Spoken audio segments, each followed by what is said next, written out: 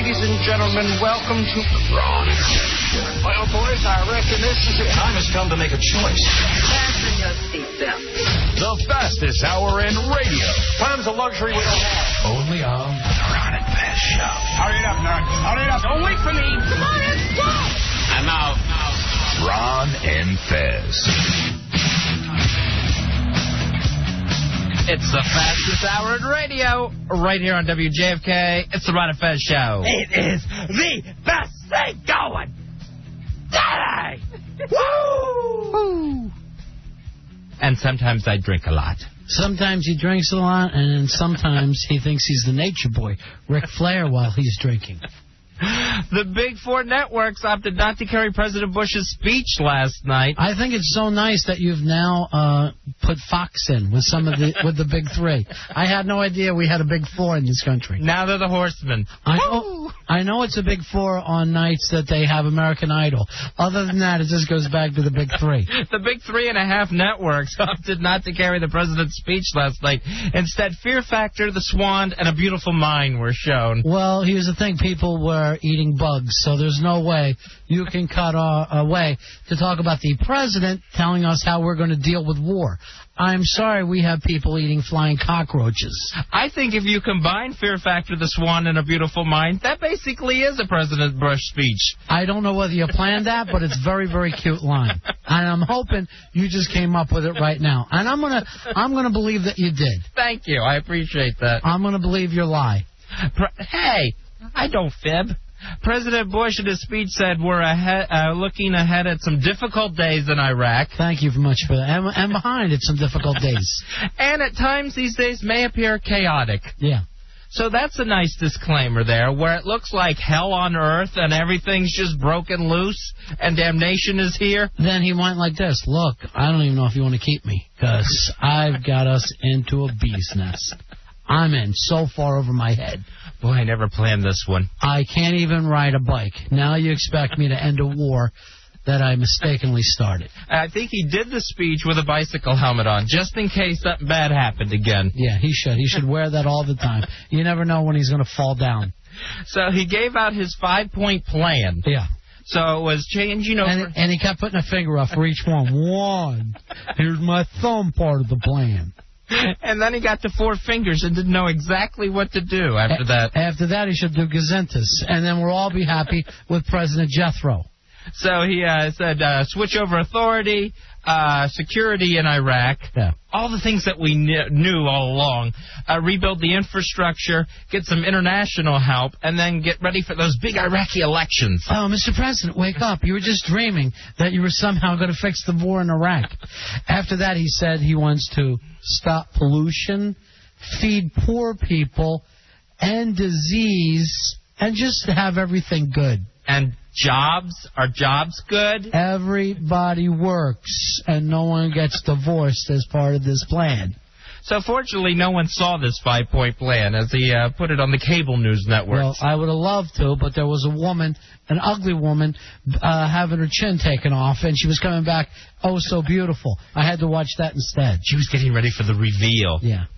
The U.S., along with the British, gave the UN a resolution that would give the Security Council approval of the new Iraqi government, so they would get to approve it, and put a new multinational peacekeeping force in Iraq.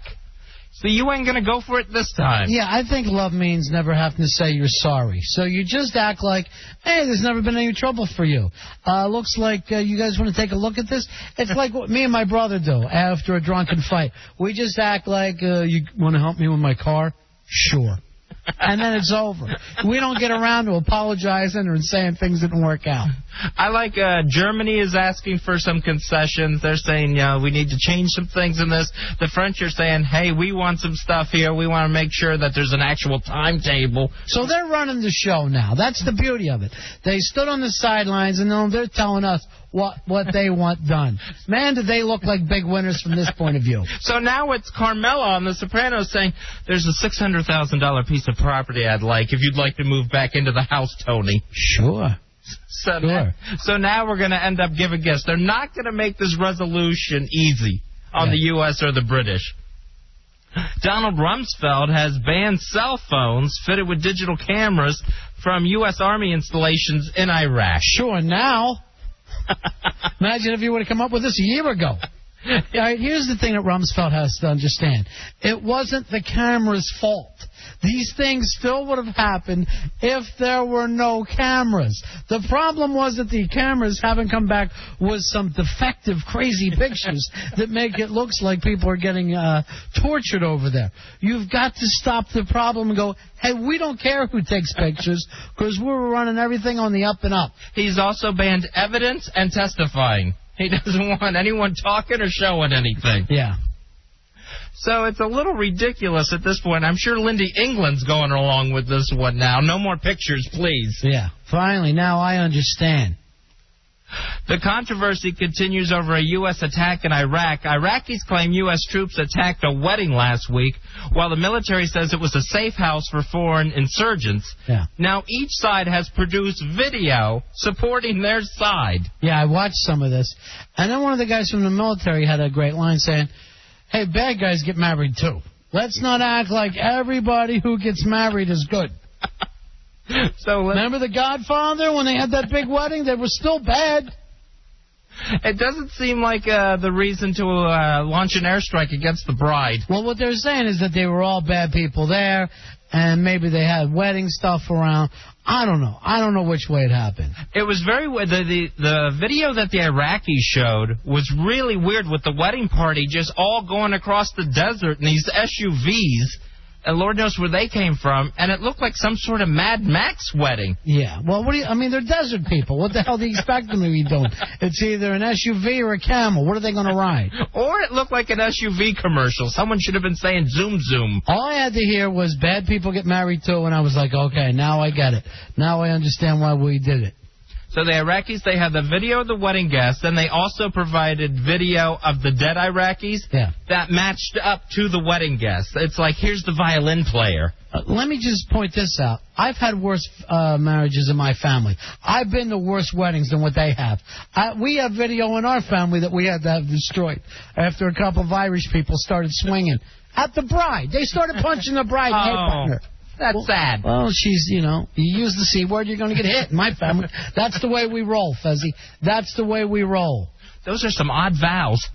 Recent polls indicate that problems in Iraq and continuing lack of confidence in the economy are not only hurting President Bush, but undercutting voters' assessment of all Republicans in Congress. I think it's so interesting to see the Republicans now when they're trying to talk about President Bush, because they all look like Kerry because they're the ones with the long faces. And they're trying to explain why Bush 43 now is pulling a 41 share. He's now Bush 41 and he doesn't want to be. Your approval rating should never dip below your presidential number. Is that too much to ask? And they're just going, oh, great. We got the Senate, we got the Congress, we got the White House. Oh, great. Here's the beauty. All gone. All these Republicans who, they just ran in behind this guy. Nobody helped them. Nobody said, are we sure we're doing the right thing? They thought they had another Reagan, Fezzy. And it didn't happen for them. Now the approval ratings come in. They have another Bush. That's what they're doing. They have yet another Bush. Nothing you can do about it. Live with it. The anti-Bush group MoveOn.org will start running a TV ad this week that features the Statue of Liberty with a hood over her head to draw attention to the Iraqi prison scandal and to demand the resignation of Donald Rumsfeld. I didn't know that prison scandal was bad until I saw the Statue of Liberty with a hood over her head. Now I get it, you idiots. Wait till you see Rushmore in a butt pyramid. See, there you go. Now I understand. When you take a monument and you get me to understand how I would feel. Now I'm on board here. Because it's hard to tell with actual humans. You need a statue to show it. Yeah, sure.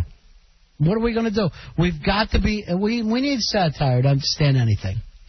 An unauthorized book version of the September 11th Commission's report on the terrorist attacks is going to be published this summer. Are people going to want to read this? I already saw the movie. That's my point on it. It might be a nice little collector's item for people. Get everybody to sign it. I definitely think people are going to want to look at this thing and try to come to some conclusions on their own. You know, and of course you're going to see the people. Fezzy, what people? These are the same people who don't care that the president wasn't on the network TV, and now you think they're going to go out and read a book?